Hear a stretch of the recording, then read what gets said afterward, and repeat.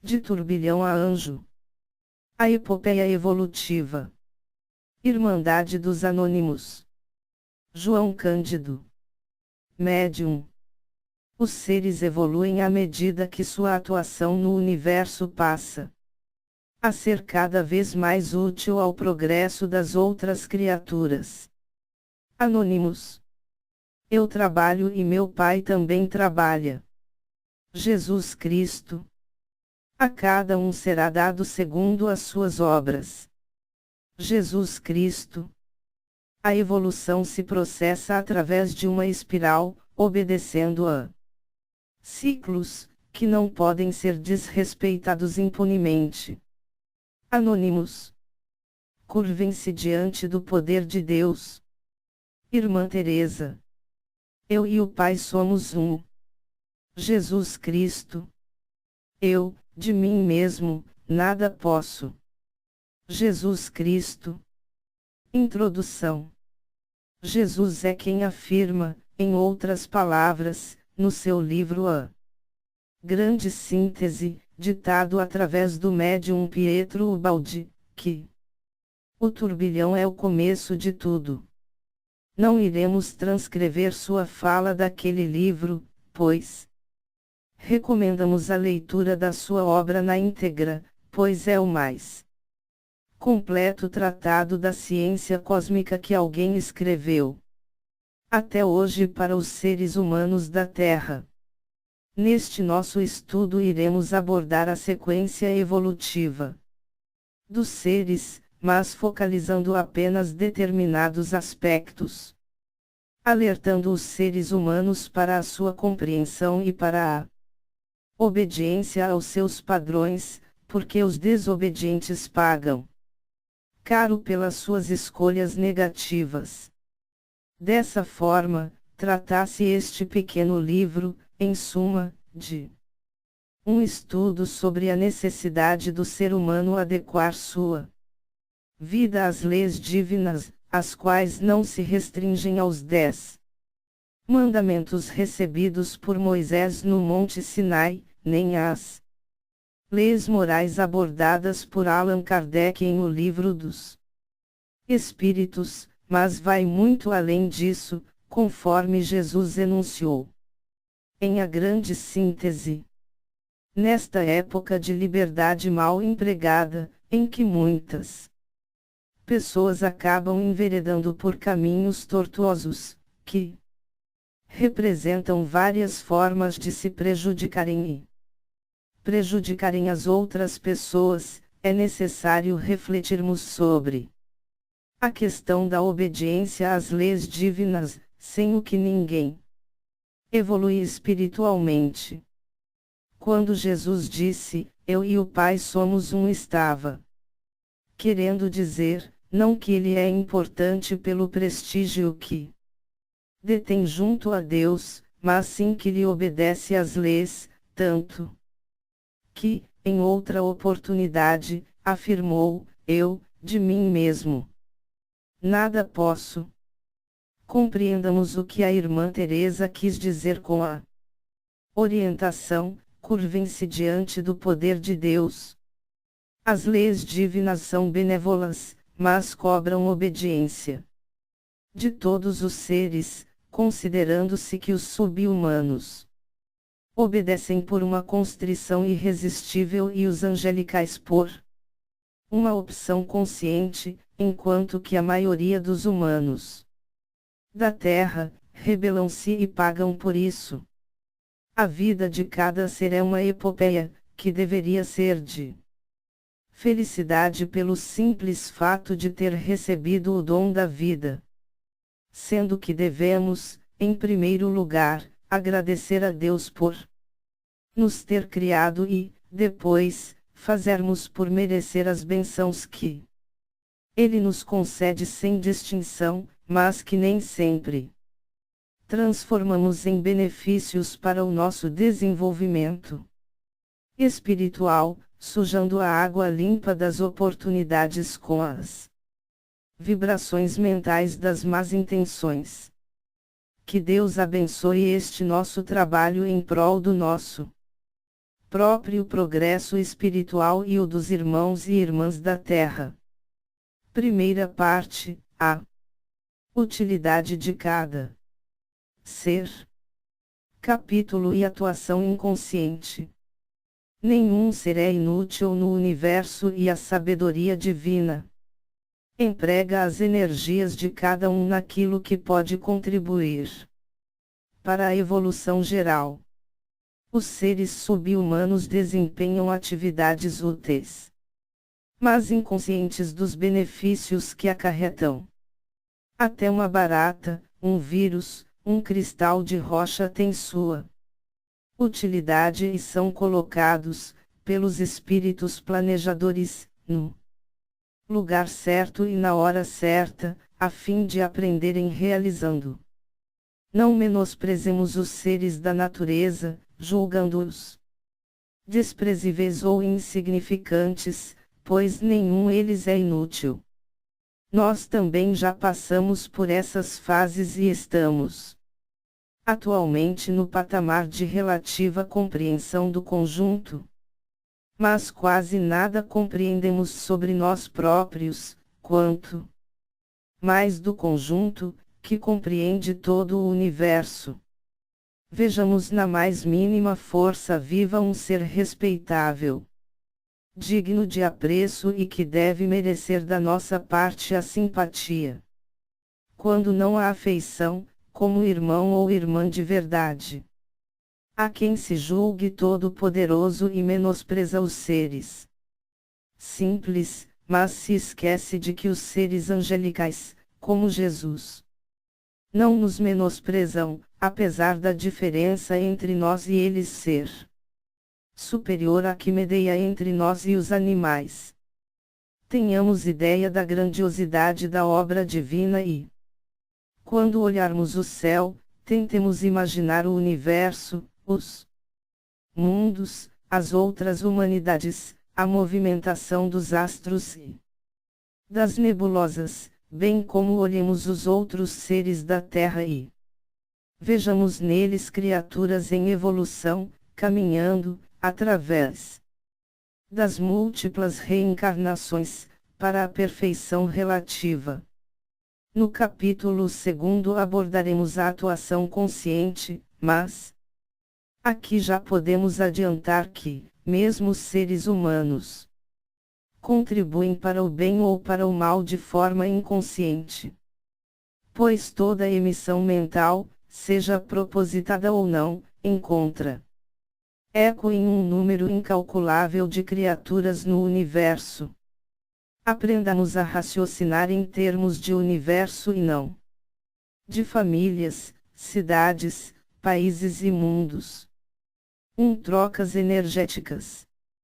Uma coisa básica, que devemos aprender, é que todos os seres são campos energéticos irradiantes e nenhum deles é diferente disso. Assim, saibamos dar e receber energia, que é sempre psíquica, em qualquer nível evolutivo que seja. Uma pedra emite e recebe energia e devemos aprender a realizar essas trocas energéticas com ela e assim também com relação aos vegetais, aos animais e todos os outros seres. Saibamos, por exemplo, que Jesus não se encontra gozando férias e que trabalha em prol do progresso dos seres da Terra, não apenas dos humanos, mas dos outros todos. Aprendamos a trocar energia com todos os seres, a absorver a energia psíquica que emana do Sol, que vem dos astros, bem como devemos aprender a assimilar as energias dos outros seres e doar-lhes emanações psíquicas do bem. 2. A cadeia alimentar. Há, na Terra, seres cujo corpo físico é utilizado como fornecedor de energia para a sustentação da vida material de outros, fazendo parte da sua cadeia alimentar, como é o caso de certos animais e certos vegetais, cujo corpo físico faz parte do cardápio humano, claro que variando de época para época, e de uma comunidade humana para outra. Mas a verdade é que, em um planta primário como é a Terra, até o corpo humano serve nessa sequência, pois transformar-se em adubo para o solo. Queremos dizer duas coisas neste tópico: tudo tem uma utilidade, repetindo aquele cientista que falou, na natureza nada se perde, nada se cria, tudo se transforma. E dois, essa utilidade varia conforme o nível evolutivo dos mundos e dos espíritos. Daremos um exemplo: ninguém tem notícia do corpo de Jesus ter servido de adubo. 3 trabalhos auxiliares à humanidade. Há seres sub-humanos que servem diretamente à humanidade encarnada e desencarnada, e há outros que são menos ligados a esse tipo de atividade.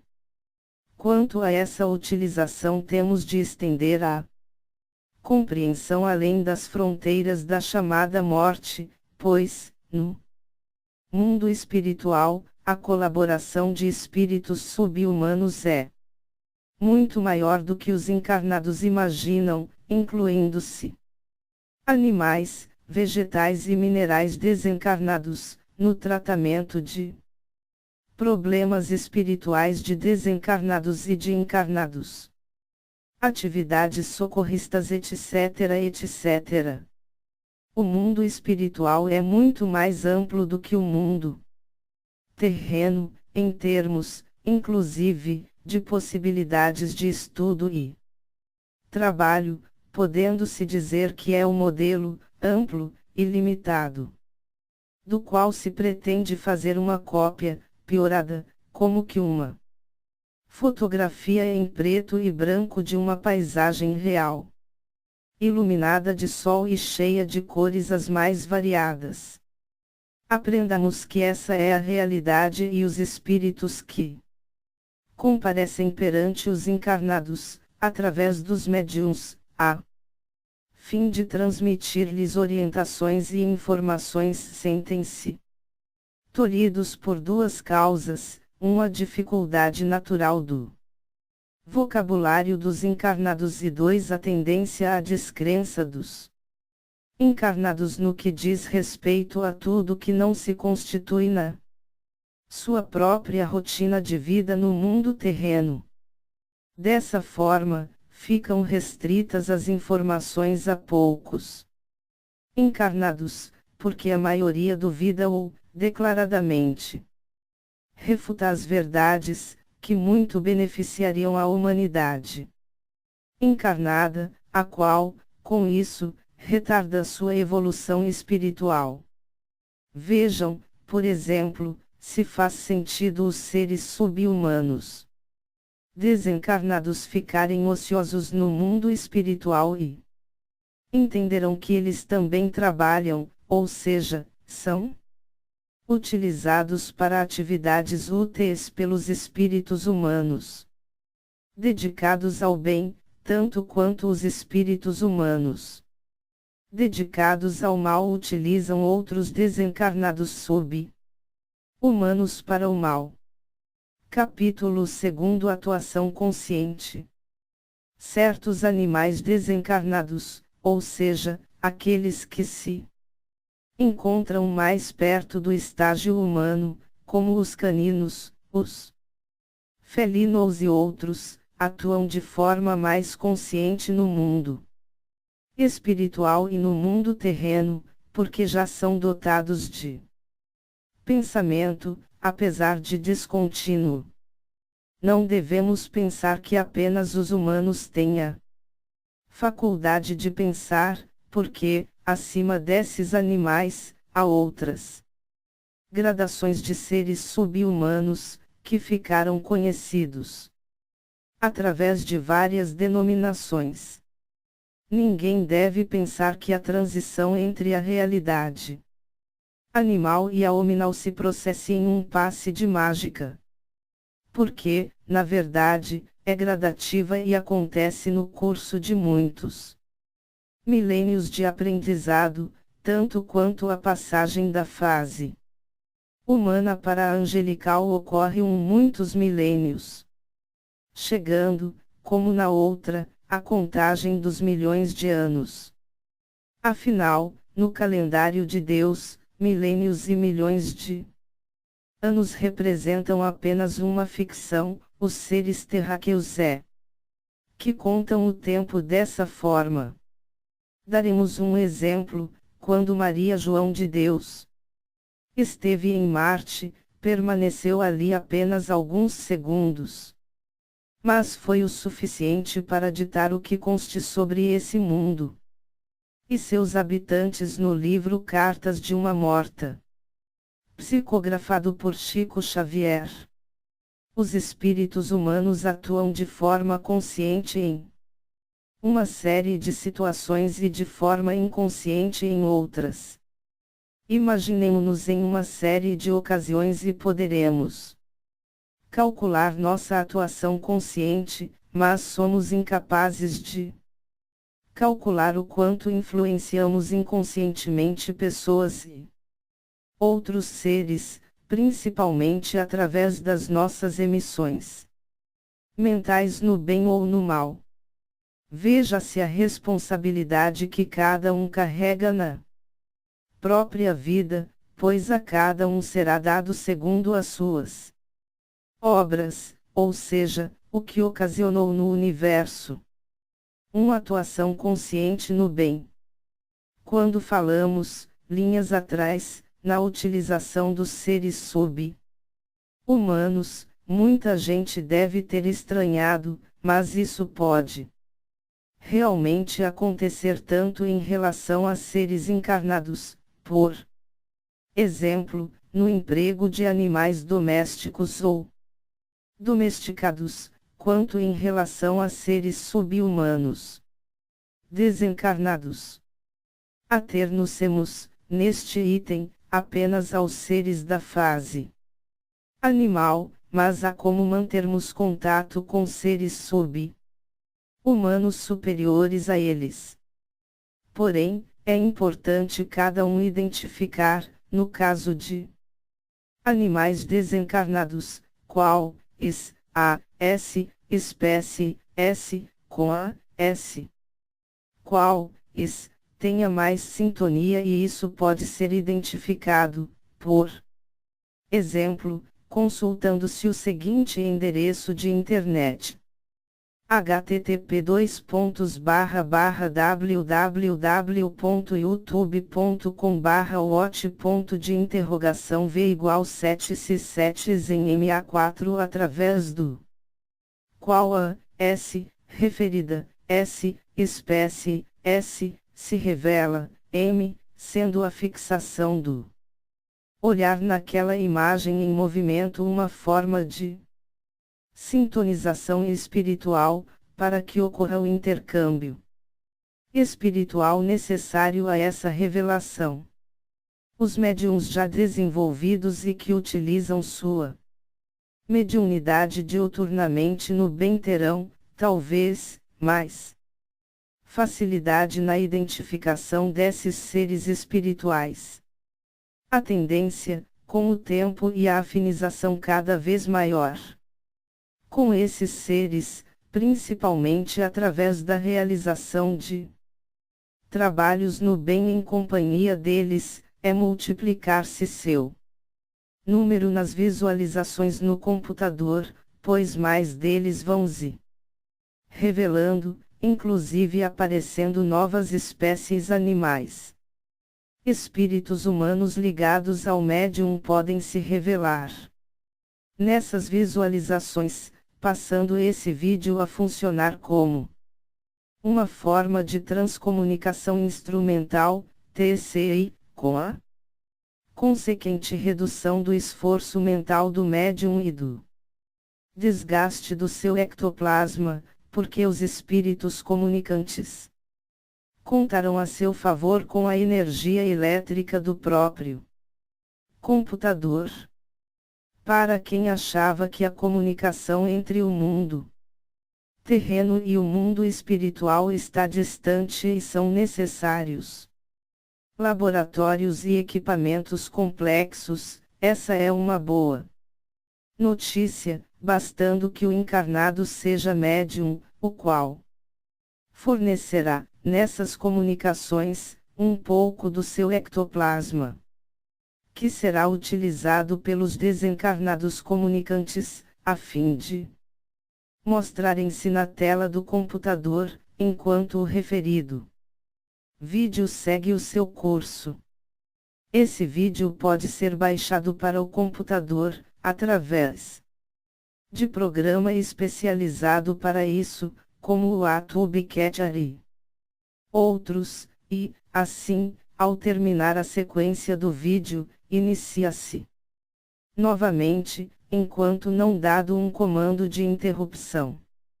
Vale a pena esse tipo de recurso material de TCI em favor das comunicações espirituais, que podem chegar a níveis muito mais complexos e com muito pouco desgaste da energia ectoplásmica dos médiuns. Todavia, voltando ao tema deste item, temos a dizer que as atuações no bem podem ser auxiliadas por espíritos humanos e subhumanos, para tanto devendo o encarnado pedir sua ajuda, que nunca é negada, esclarecendo-se, porém, que tudo tem de passar pelo crivo do bom senso, uma vez que não se pode pretender ocupar os outros com tarefas fúteis ou despropositadamente, tenhamos respeito aos outros seres, para que eles também nos levem a sério. A atividade mais importante no bem é a mentalização, para o despertamento da consciência cósmica das criaturas humanas, porque, com essa conscientização, elas próprias caminharão, com as próprias pernas, rumo ao alto aperfeiçoamento espiritual. O clientelismo e o paternalismo não resolvem os problemas de ninguém, sendo que, por isso, Jesus sempre dizia: vai e não peques mais, a fim de que não te aconteça coisa pior, e, com isso, ele queria ensinar o despertamento da consciência cósmica para o autoaperfeiçoamento espiritual.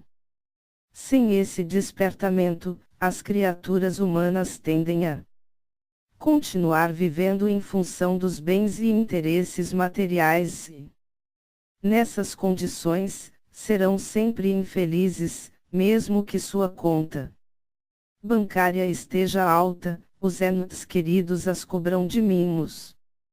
Aconteça a cada minuto uma surpresa agradável, etc, etc.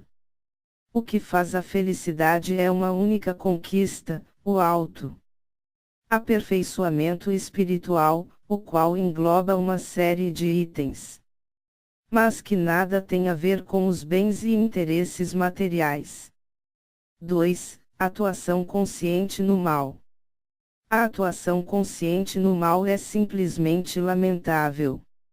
Mas, infelizmente, há muitos espíritos humanos encarnados que agem dessa forma e desencarnados também.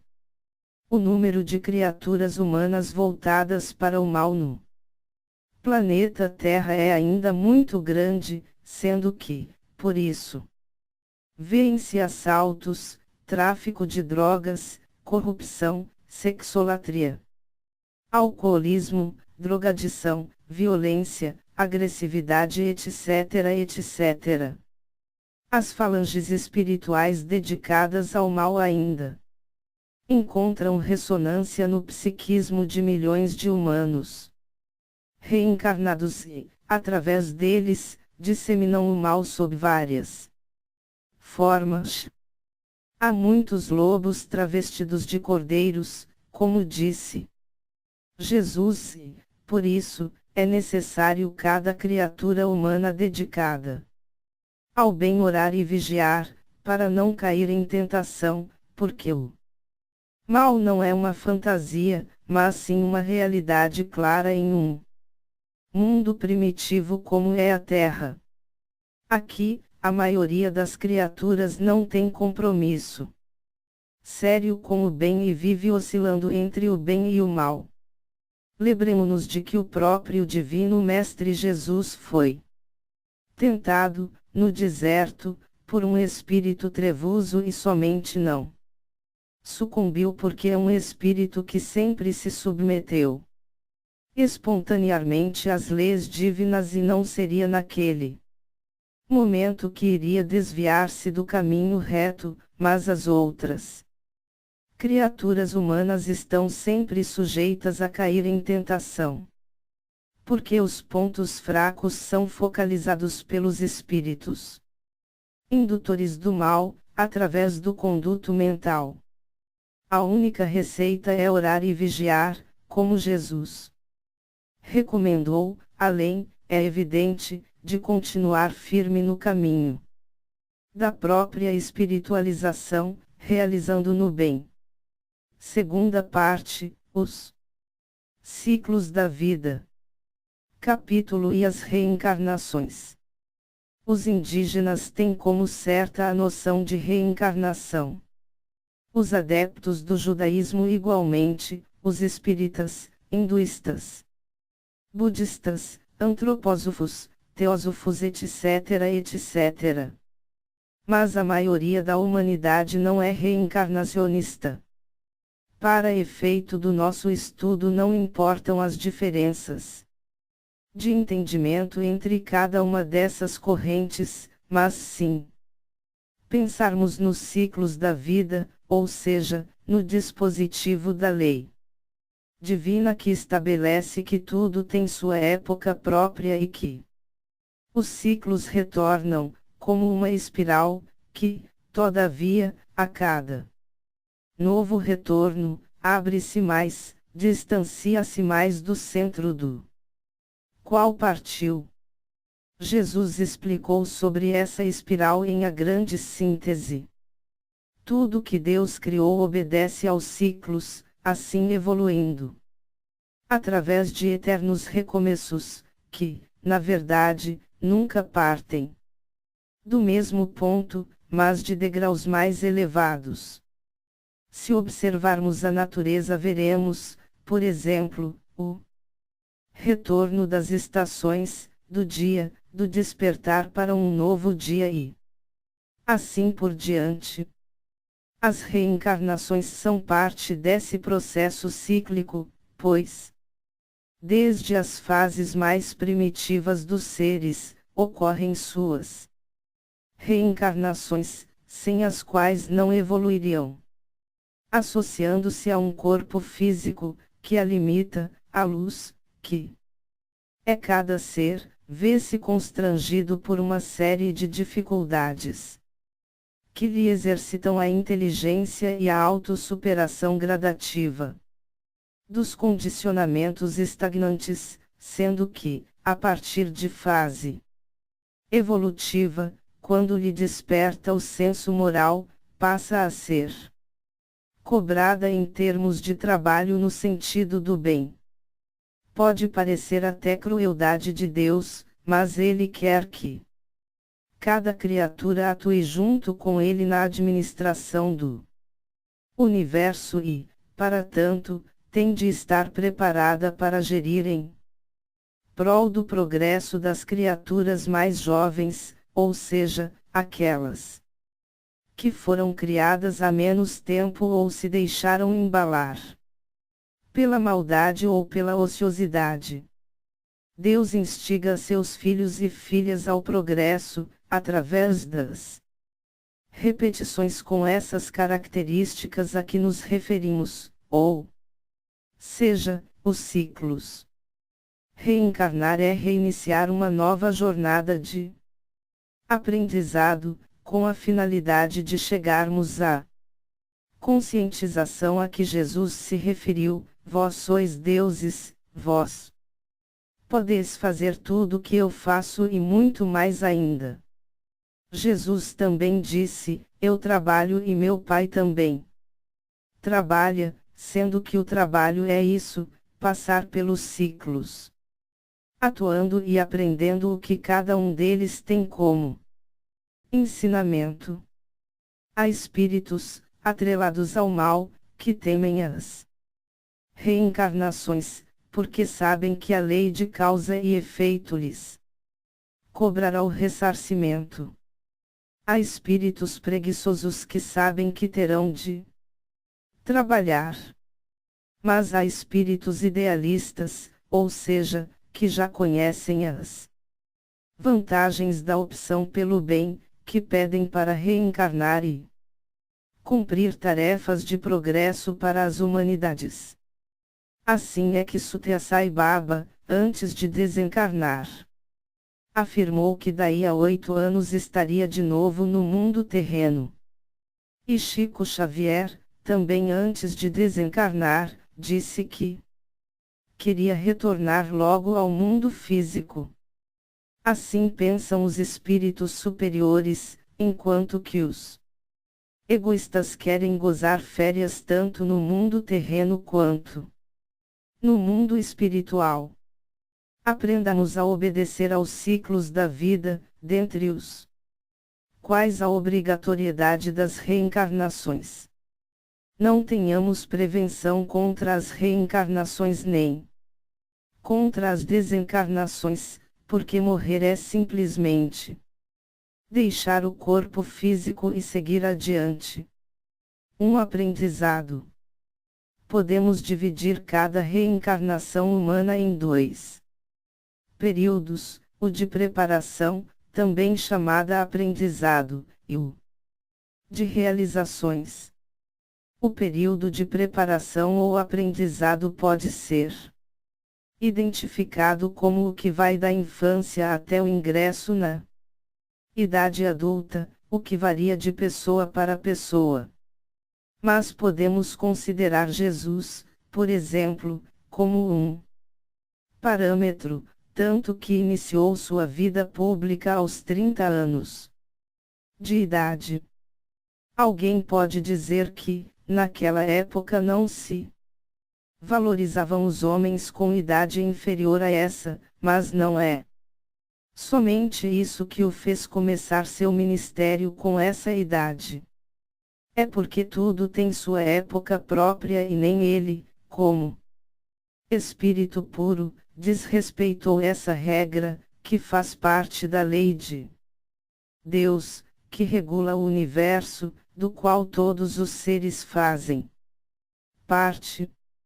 Jesus não precisou de nenhum aprendizado, mas tinha de cumprir, de obedecer à regra das fases próprias para cada realidade.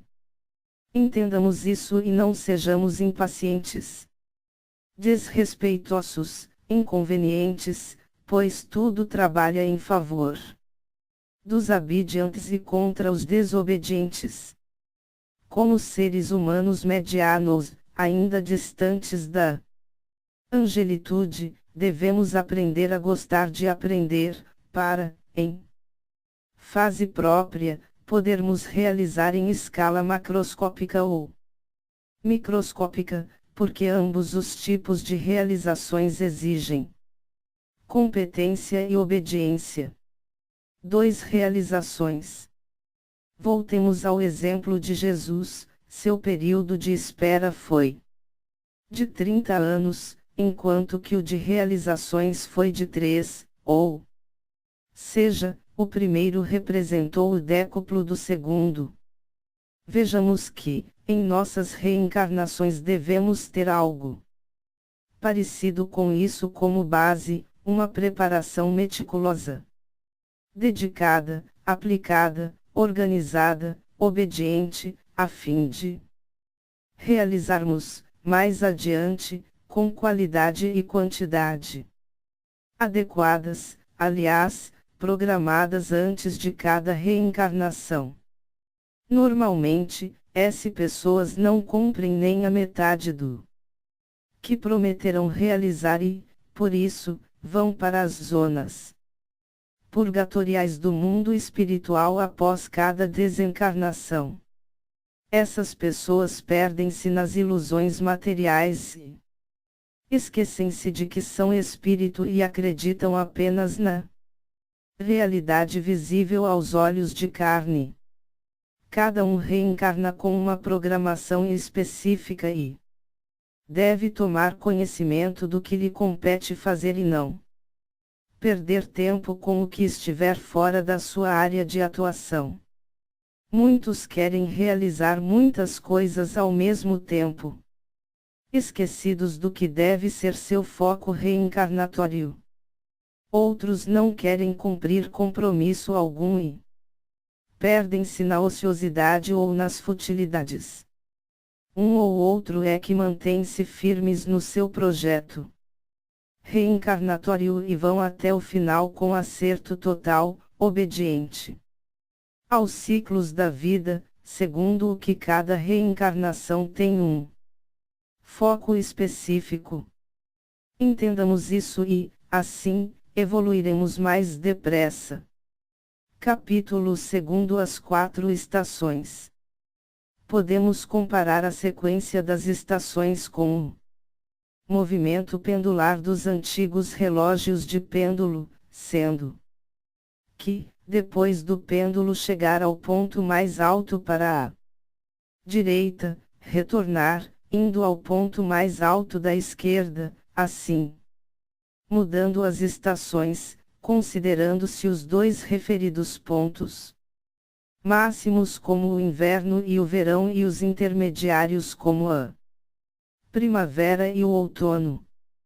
Na verdade, não há uma linha divisória entre cada uma das estações, pois cada uma delas é um pouco da anterior e um pouco da seguinte, uma vez que todas as classificações, e esta também, são artificiais. O fato é que os seres têm de vivenciar os ciclos impostos pelas leis divinas, que regulam todo o universo e não apenas o que se chama matéria, nem o que se denomina espírito. Uma vez que tudo é espírito, variando apenas a frequência psíquica de cada ser. A chamada matéria é apenas o psiquismo vibrando numa frequência mais lenta e tem de ser ativada por seres que vibram numa frequência mais elevada, para evoluírem mais depressa, e aquela outra é ativada por outra energia psíquica mais elevada e assim por diante. Por trás dessa cadeia toda de seres está Deus, que impulsiona todo o universo ao progresso. Deus não para de criar, mas, como cria espíritos, que vão se eterizando com o decurso das sucessivas reencarnações. Passam a dimensões mais evoluídas e nunca haverá o problema de congestionamento populacional, pois as dimensões se interpenetram mas não atrapalham umas às outras, tal como as ondas hertzianas não se chocam. As estações se sucedem, quer agradem ou não às criaturas humanas, que vivenciam a alternância do frio e do calor, tudo isso que tem finalidades espirituais e materiais. Compreendendo ou não a finalidade de cada período, a verdade é que devemos nos submeter de boa vontade a essas mudanças periódicas e adaptarmos-nos a elas, desenvolvendo as atividades compatíveis com cada período. Assim, sabendo que a finalidade mais importante de cada encarnação é sempre voltada para a evolução espiritual. Mesmo quando houver predominância de atividades físicas, cumpramos nossos deveres humildemente, de forma obediente, porque, dessa forma, estaremos dando um passo à frente na nossa evolução espiritual. Por outro lado, quem se rebela contra essa própria alternância, acaba perdendo as oportunidades evolutivas e tem de recomeçar o aprendizado que recusou. Em cada estação do ano um tipo de atividade espiritual e física é facilitada, bastando observarmos as condições que nos cercam e exercitar a atividade propícia, deixando as outras para a época adequada. Fazendo uma comparação, ninguém procurará colher uma determinada espécie de fruta nas épocas em que ela não dá, como também ninguém plantará sementes de árvores no inverno. Assim também as atividades espirituais, que devem ser adaptadas aos diferentes períodos do ano, que devem ser adequadas, para renderem. Daremos outro exemplo: quem observar a mediunidade psicográfica de Chico Xavier, verá que os livros mais densos em informações sobre o mundo espiritual, que são basicamente os ditados por André Luiz e Emmanuel, surgiram na primeira fase da mediunidade de Chico, ficando para a segunda as mensagens esparsas de consolação pessoal. Assim também dissemos que Jesus aguardou 30 anos para iniciar seu messianato, que durou apenas 3 anos. Quem tem bom senso, sabe esperar o momento propício, adequado, frutuoso, para agir e realizar. Quem é precipitado, inconsciente das leis divinas, atropela as fases e consegue poucos resultados realmente significativos ou até não consegue nada de verdadeiramente útil. Atentemos para esta verdade, há estudos realmente profundos sobre as atividades realmente propícias para cada estação, sendo que esses estudos devem ser consultados e adotados na vida de cada um. Primavera. Quem não consegue identificar na primavera a presença de flores, muitas das quais se transformarão em frutos ou apenas significarão, espiritualmente falando, a concretização das mudanças internas ocorridas, de forma propícia, no inverno, a própria beleza presente em profusão na natureza vegetal, incentivará as criaturas humanas à humanização, à sensibilidade para o belo e para um sentido de felicidade inexplicável para a maioria, mas real sempre que alguém tenha um pouco de sensibilidade para deixar-se impregnar pelo bem. Na primavera tudo sorri para a humanidade e devemos deixar-nos embalar por esse sentimento espontâneo de felicidade, aperfeiçoando-nos na fraternidade universal. Para os trabalhos eminentemente espirituais deve haver toda a atuação no sentido do amor universal, sobretudo a nível mental, que é invisível, mas influi no psiquismo alheio para aperfeiçoá-lo, tanto quanto a luz solar penetra na intimidade psíquica e física de cada criatura, fecundando o espírito e o corpo físico com energias positivas, boas, curativas, saudáveis. A alegria de servir deve fazer parte do psiquismo humano nesse período, que é favorável, como dito, à vivência do amor universal. 2. Verão. O excesso de luminosidade solar favorece pouco a introspecção, porque esta última não se compatibiliza com a luminosidade, mas sim com a falta de luz física, porque, inclusive, o ectoplasma precisa da escuridão para atuar com mais força.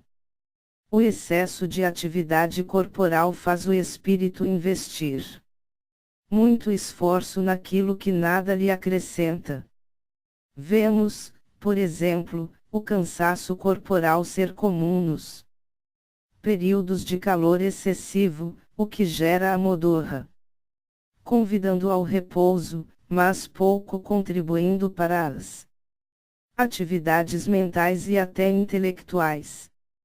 O período de verão é pouco propício à espiritualização, sendo a pior das estações nesse aspecto, mas, devido ao atraso espiritual das criaturas terráqueas, é a estação que mais agrada à maioria, justamente porque essas criaturas pouco têm de espiritualidade e sintonizam melhor com as atividades puramente corporais. É a época em que muitas pessoas vão às praias, procuram bronzear o corpo e vivenciar a felicidade corporal, que, ao contrário de lhes dar saúde, desgastam o corpo e significam perda de tempo, que deveria ser melhor aplicado.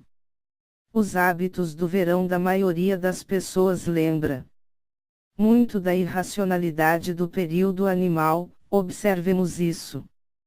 E procuremos superar, na nossa vida, a repetição dos desgastes orgânicos, fazendo, nesse período, exatamente diferente, integrando-nos à natureza, como fazem os índios. Ou seja, praticando atividades físicas moderadas, mas com muito contato com o ar puro, a água, a terra, os vegetais e os animais. Isso conserva a saúde corporal e, através das trocas energéticas, energiza o espírito. 3. Outono. Trata-se de um período de transição para o inverno, começando o período propício à introspecção espiritual.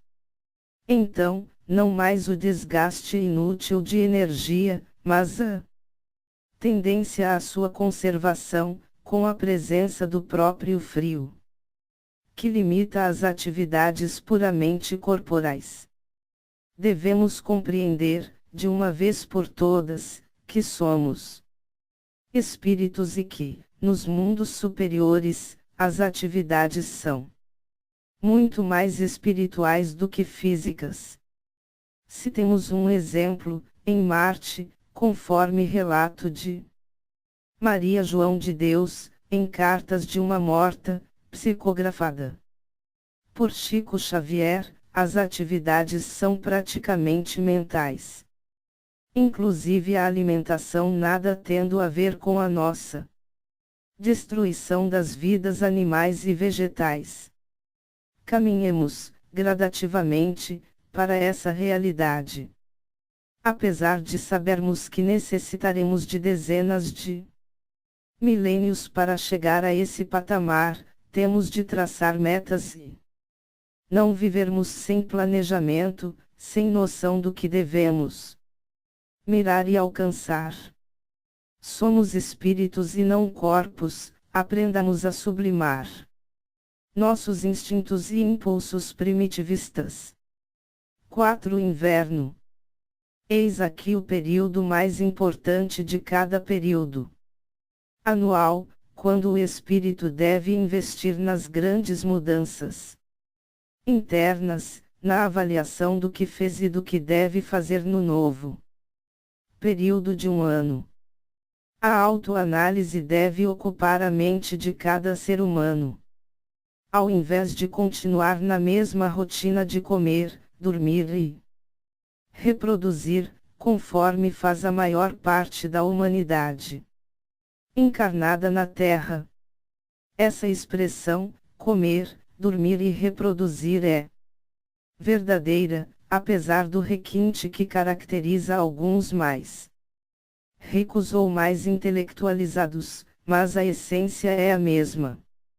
Analisemos o significado profundo de cada uma dessas três palavras e veremos que a maioria dos terrícolas vive em função dessas três necessidades básicas, realmente materiais e nada espiritualizantes. Capítulo 3: O dia e a noite. O livro A Noite e o Espírito Humano informa sobre a importância da noite, que é tratada na Terra como o período menos importante de cada turno de 24 horas. Justamente porque a maioria das criaturas humanas da Terra vive em função dos bens e interesses materiais, enquanto que as criaturas espiritualizadas valorizam a noite como propícia para as atividades espirituais. Os materializados veem nela a continuidade do que vivem durante o período diurno, ou seja, mais atividades materiais. Quando não lês as degradantes ou a ociosidade inútil, há pretexto de descanso do corpo, que é necessário, mas convém que aconteça de forma construtiva, realmente útil para o crescimento espiritual. A maioria das criaturas humanas da Terra, realmente valoriza o dia, mas não sabe a utilidade espiritual da noite. Transcreveremos, a seguir, um trecho do mencionado livro, a fim de incentivar os prezados leitores a procurar compulsá-lo. Trata-se de uma informação de André Luiz. Sabemos que o Sol opera por meio de radiações, nutrindo, maternalmente, a vida a milhões de quilômetros. Sem nos referirmos às condições da matéria em que nos movimentamos, lembremo-nos de que, em nosso sistema, as existências mais rudimentares, desde os campos iluminados aos recôncavos das trevas, estão sujeitas à sua influenciação. Como acontece aos corpos gigantescos do cosmos, também nós outros, espiritualmente, caminhamos para o zênite evolutivo, experimentando as radiações uns dos outros. Nesse processo multiforme de intercâmbio, atração, imantação e repulsão, aperfeiçoam-se mundos e almas, na comunidade universal. Dentro de semelhante realidade, toda a nossa atividade terrestre se desdobra num campo de influências que nem mesmo nós, os aprendizes humanos em círculos mais altos, poderíamos, por enquanto, determinar. O dia. O período que medeia entre as 6 e as 18 horas é propício ao trabalho pela conquista do pão de cada dia, que Emmanuel afirma representar na sustentação do corpo físico através de 15 gramas de azoto e 500 gramas de carbono. Não é outra coisa, na essência, do que isso, apesar das inúmeras oportunidades de realização do bem. Pensemos no valor de cada coisa com os olhos do espírito e não objetivando os bens e interesses materiais, pois, em caso contrário, chegaremos ao final de cada reencarnação de mãos vazias e o coração atribulado, pois pouco ou nada teremos evoluído espiritualmente, sendo que o espírito vive das suas próprias elaborações puramente mentais. Não que se aconselhe a ociosidade, pois cada um deve ganhar o pão de cada dia com o suor do próprio rosto, mas que se pense que nem só de pão vive o homem, o que significa que o pão de cada dia é a parte menos importante para o espírito, que é luz. 2. A noite. Transcrevemos, abaixo, a introdução do mencionado livro. quando Jesus, o divino governador da terra, esteve encarnado a fim de acrescentar novas informações sobre as leis de Deus para nossa humanidade, fez questão de dizer que não tinha vindo derrogar a lei, mas dar-lhe cumprimento, com isso explicando que se tratava sua mensagem de uma revelação em continuidade ao que Moisés e os antigos profetas do judaísmo tinham ensinado muitos séculos atrás. Muitos entenderam o que era a Boa Nova, ou seja, um passo adiante no conhecimento das leis divinas, encarando com naturalidade os conhecimentos que alargavam os horizontes da religiosidade e se propuseram a divulgá-la pelo mundo afora.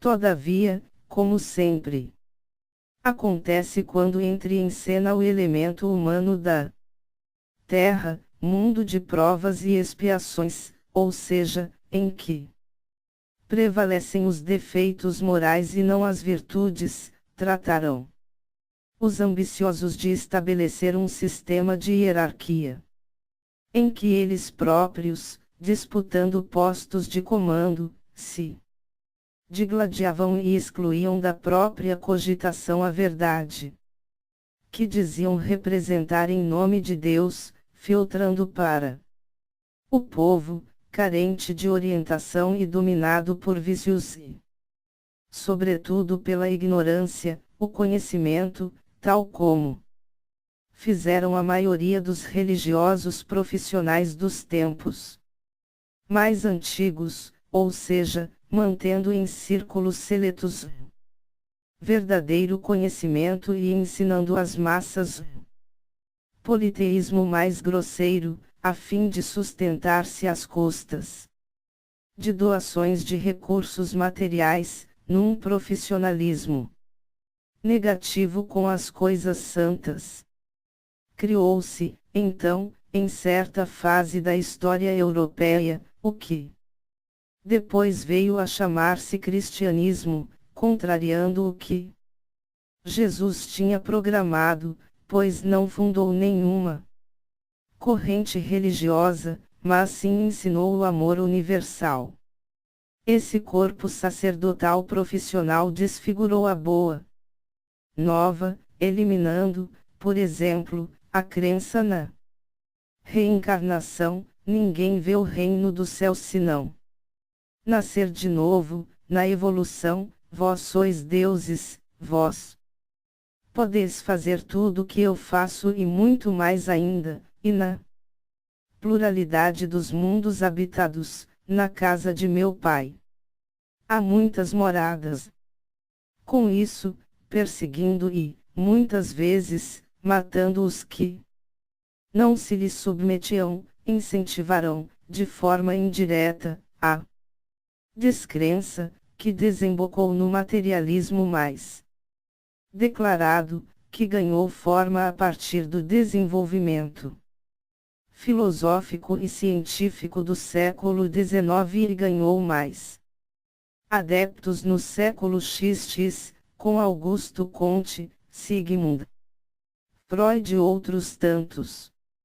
A industrialização veio trazer inúmeras comodidades ao mundo europeu, absorvidas rapidamente pelas suas ex-colônias da América, da Ásia e do resto do planeta, transformando o estilo de vida das pessoas, cada vez mais distante dos padrões estabelecidos pela Mãe Natureza, que nada mais representa que as leis divinas, cumpridas pelos seres em estágio infra-humano, ou sejam, os animais, os vegetais e os minerais, sem contar os seres humanos membros do chamado mundo não civilizado, entronizando a Deus a razão e colocando-a no lugar de Deus. Desde os idos da Revolução Francesa, pretenderão esses arrogantes filhos pródigos estabelecer na terra o paraíso materialista, pois que se julgavam corpos e não espíritos, criados por Deus para atingirem a perfeição relativa. Vós sois deuses, vós podeis fazer tudo o que eu faço e muito mais ainda. Embalados pelo conforto dos inventos, que cada vez mais os distanciava da mãe natureza, e dominados com a ideologia do carpe diem, ou seja, a procura desenfreada da riqueza, do poder e do gozo material, foram estabelecendo um estilo de vida que se transformou em quase o oposto do que vigora no mundo espiritual, de onde viemos todos e para onde retornamos ao final de cada reencarnação, pois lá é nossa pátria verdadeira. Meu reino não é deste mundo. Atualmente, o mundo dito civilizado vive tão distante das regras da mãe natureza que a maioria das pessoas vive muito menos do que poderia viver.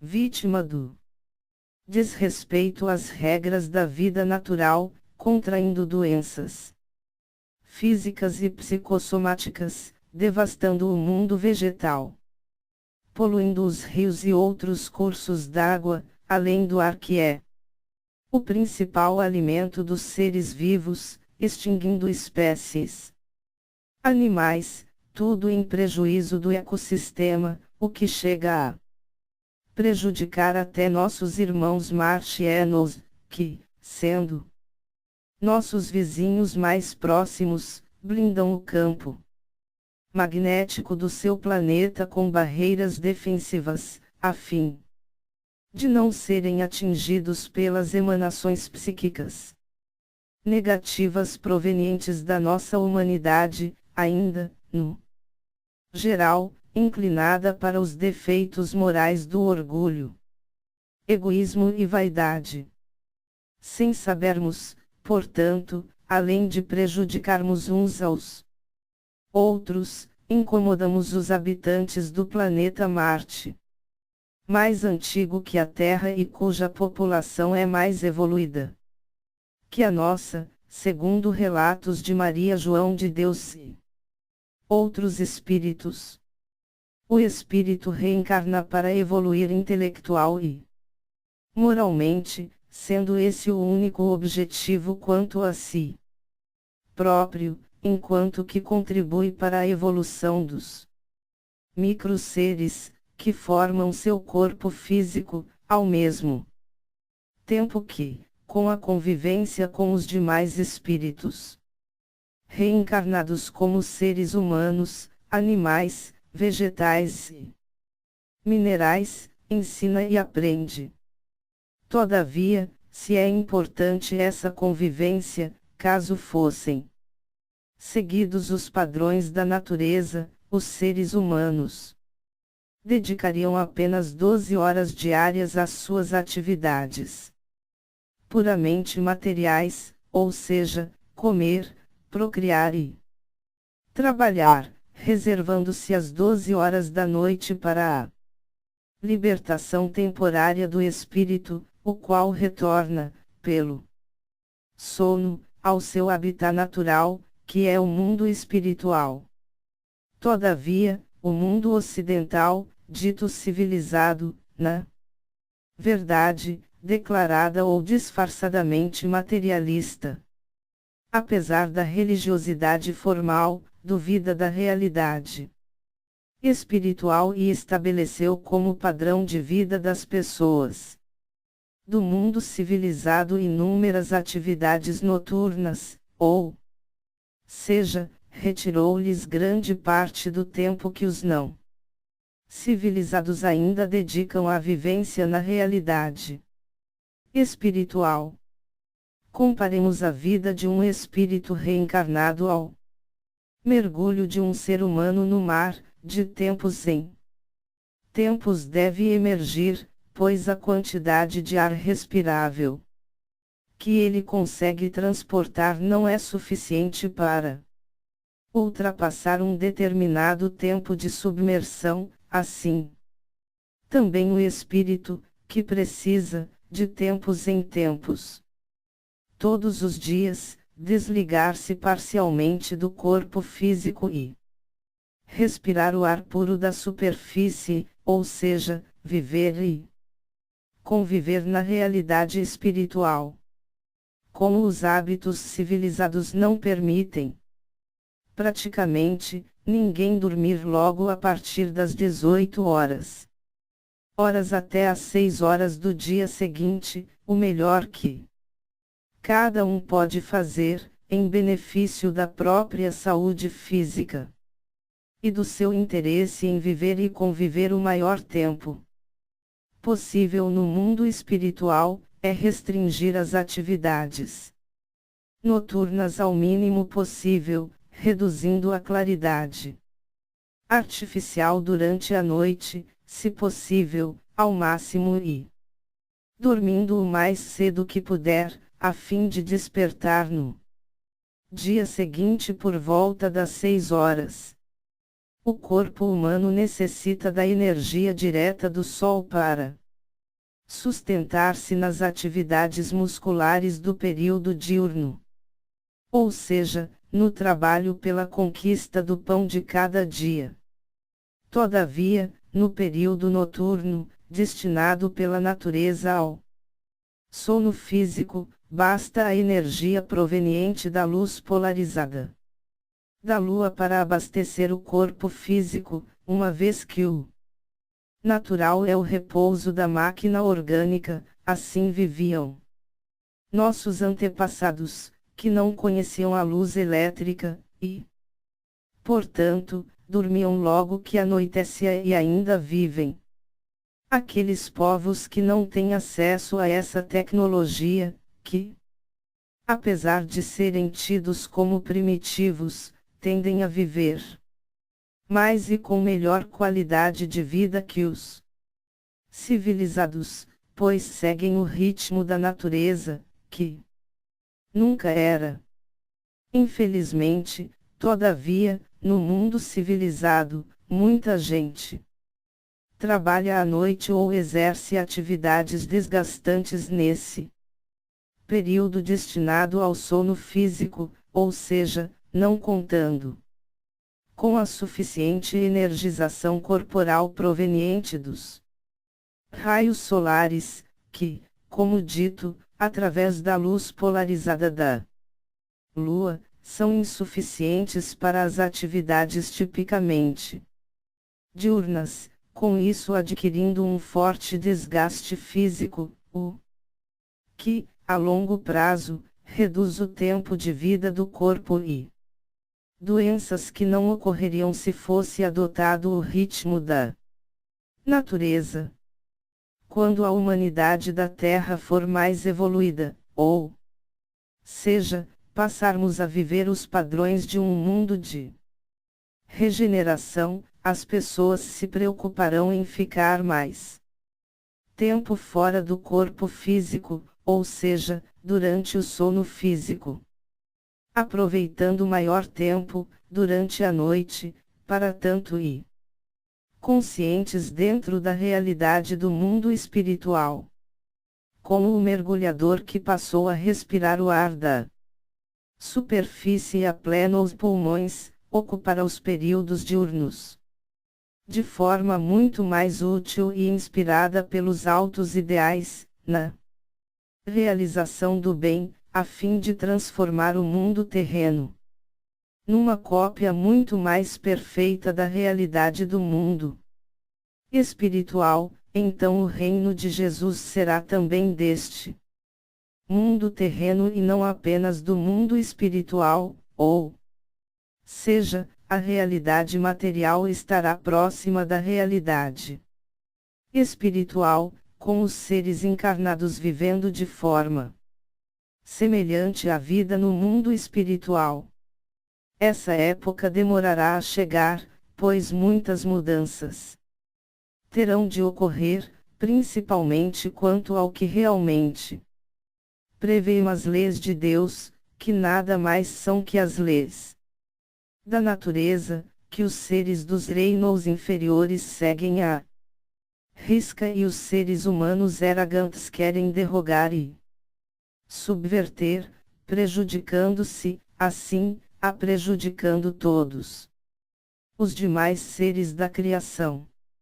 O que dizemos neste estudo não é fantasia, mas a verdade, que cada um pode verificar observando como vive e os prejuízos que causa a si mesmo. Se quiser melhorar sua qualidade de vida, não estará apenas adquirindo os novos inventos da tecnologia, mas fará como Sócrates ensinava há mais de 23 séculos e Montaigne há mais de 400 anos, ou seja, procurará seguir as leis da natureza, isso sem falarmos em Jesus, que viveu segundo as leis da natureza, bastando observar seus mínimos atos e sua forma de vida. Faça-se isso e a vida de cada um será muito mais saudável e feliz, sem se estressar se outros preferem autodestruírem-se com um modelo civilizado demais. Que, na verdade, é a consagração do mais grosseiro materialismo, mesmo que se digam religiosos, pois, no fundo, duvidam da sua própria essência espiritual e, indiretamente, da própria existência de Deus e, por via de consequência, da perfeição de suas leis. Os prezados leitores poderão observar que todas as vezes em que nos referimos à cultura materialista, ou seja, aquela que não se submete às leis da natureza, empregamos as palavras civilização e civilizado entre aspas, para chamar sua atenção para a necessidade de se viver segundo essas leis, que são sábias e perfeitas, pois são as leis de Deus, sendo que Deus é sábio e perfeito e suas leis são o reflexo da sua sabedoria e perfeição. Para finalizar esta introdução, temos a dizer que o universo é de uma complexidade digna da perfeição divina, programado de tal forma que só gradativamente cada ser vai tomando conhecimento das suas próprias potencialidades e do mundo que o circunda, podendo-se repetir a frase extraída do livro de André Luiz, dentro de semelhante realidade, toda a nossa atividade terrestre se desdobra num campo de influências que nem mesmo nós, os aprendizes humanos em círculos mais altos, poderíamos, por enquanto, determinar. Procuremos vivenciar o bem, que acontecerá o que Jesus afirmou: procurai, em primeiro lugar, o reino de Deus e sua justiça, que tudo o mais vos será dado por acréscimo. Não há outro caminho para o desenvolvimento do espírito. Capítulo 4 Os reinos da natureza. Repugna a muita gente a ideia de que já pertenceu aos reinos inferiores da natureza, pois o orgulho faz essas pessoas acreditarem que foram criadas de substância mais nobre do que os minerais, as plantas e os animais. Por isso, muita gente desacredita da evolução através das reencarnações. Mas a verdade é que os seres humanos, no geral, vivem em função do comer, dormir e reproduzir, apesar de morarem em palácios, terem gordas contas bancárias e casarem com pessoas que se julgam superiores a todo o mundo.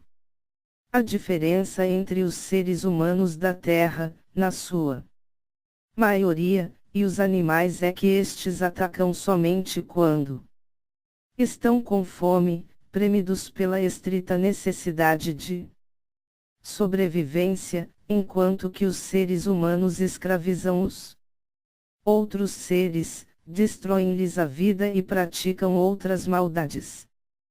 Pelo simples prazer de exercer o domínio sobre o máximo de seres e território que lhes é possível.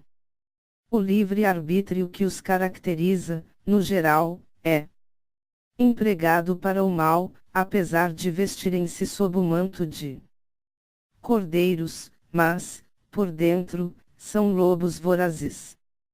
Pensemos na estrutura social, nas regras que vigoram no mundo terráqueo, mas nas regras que as pessoas praticam e não na hipocrisia das leis, que são fraudadas a cada momento. Principalmente por quem as elabora ou fiscaliza seu cumprimento. Dos seres todos criados por Deus, apenas os da fase humana desrespeitam as leis cósmicas, porque os mais atrasados as cumprem, porque são inconscientes, e os superiores, porque são superconscientes. Os seres humanos estão aprendendo a lidar com o livre arbítrio em mundos como a Terra, que alberga seres orgulhosos e egoístas, apesar de ignorar-os quanto à essência das leis cósmicas. Sejamos conscientes do nosso grau de primitivismo, não? Para justificarmos nossos defeitos morais e vícios, mas para superá-los.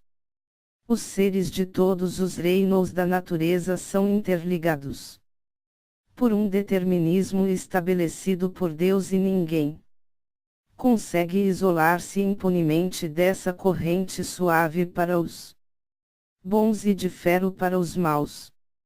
Um mineral.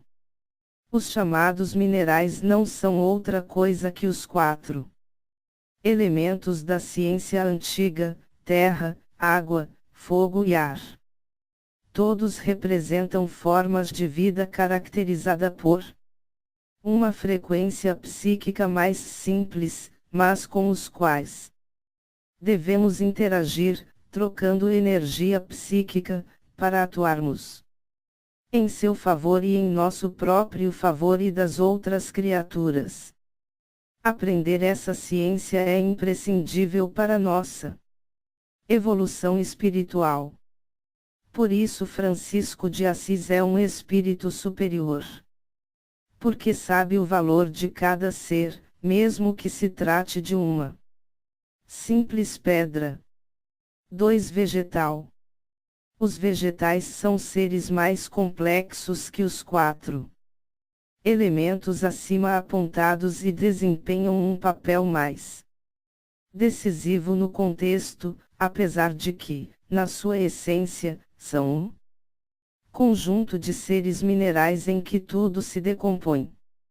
Entendamos que a evolução é contínua e as classificações dos seres nos diferentes reinos vale apenas para a realidade materializada dos terrícolas encarnados. Para os espíritos superiores e os habitantes de mundos mais evoluídos não há essa classificação em reinos, porque não há um traçado definido entre um tipo de criatura e outra. O contato com os vegetais é tão importante quanto com os demais seres e as trocas energéticas são de vital importância para a saúde física e psíquica. Os indianos e os indígenas sabem isso muito mais que os europeus e seus colonizados, que vivem distantes da natureza. Portanto, vivem doentes ou fortemente propensos a doenças de vários tipos, inclusive as psicológicas e as psíquicas. 3. Animal. O que se convencionou chamar de animais, principalmente os superiores, caninos, felinos etc., são apenas seres pré-humanos, pois percebem muito do que já se tornou rotina na fase humana. Eles têm o pensamento fragmentário, enquanto que os humanos detêm o pensamento contínuo. Falamos, no início deste estudo, sobre o intercâmbio entre os seres espirituais desencarnados e os encarnados e aqui relembramos a importância da regularidade desse contato, a fim de poder se realizar muitos trabalhos de socorro, esclarecimento, etc. Aprenda-se que tudo é importante no universo, contanto que se saiba lidar com as forças psíquicas. 4. Hominal. Os seres humanos somente se tornam grandes quando valorizam sua própria essência espiritual, em caso contrário, são devastadores, negativos e trevosos, porque seu livre arbítrio pode levá-los a realizar muito no bem ou no mal. Não fiquemos endeusando a espécie humana pelo simples fato de ter construído edifícios que agridam a harmonia da natureza, explodido bombas atômicas que mataram milhares de pessoas e contaminaram outras, ter fabricado aviões que jogam bombas sobre cidades e assim por diante. Os seres humanos são respeitáveis quando fazem o bem e se espiritualizam, mas são lamentáveis quando vivem em função dos defeitos morais e dos vícios. 5. Angelical. Os únicos exemplos que tivemos na terra de seres angelicais são Jesus e sua Mãe Santíssima, mas sabemos quanto a eles o que um cão sabe a nosso respeito.